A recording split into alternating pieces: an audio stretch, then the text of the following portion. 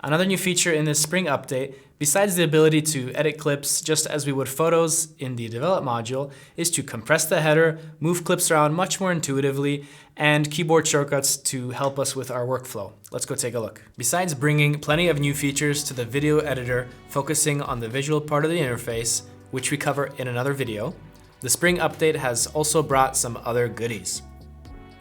One of those is the ability to compact the header.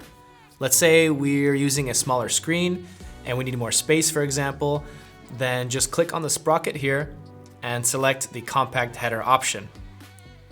Notice the icons now have shrunk and the options are all now folded into the sprocket icon here.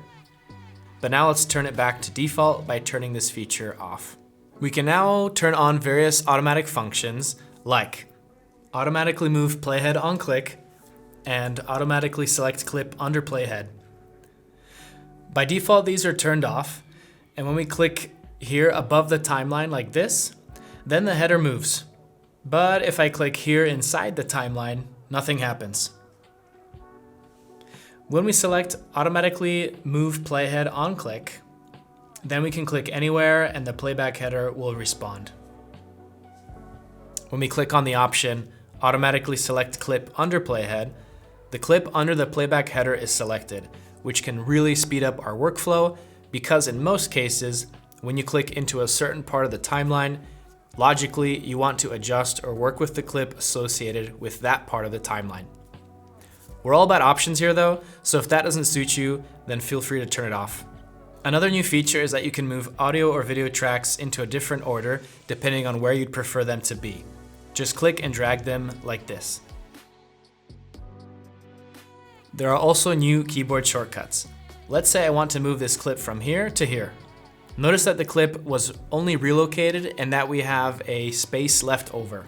If you'd prefer that the program filled that space with this following clip, then all we have to do is hold the Shift key when we're moving the clip. Notice the small magnet icon that appeared when moving the cursor now that we've held the Shift key down. And after we've made this move, you can see the following clip attached itself after the clip we moved. You're probably used to the insert mode and overwrite mode now from previous versions of Zoner Photo Studio. The insert mode lets us take a clip and place it in between two other clips, like this. And when we select the overwrite mode, then when we take that exact same clip and make the same move, it takes over and overwrites the existing clip that was there.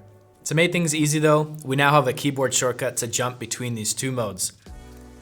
When you grab a clip and hold the Alt key, the opposite mode is activated, so we don't have to constantly and manually activate these functions by clicking on the icons themselves. Notice the insert mode is selected, but when I hold the Alt key, overwrite mode is selected. And of course, vice versa when you need it.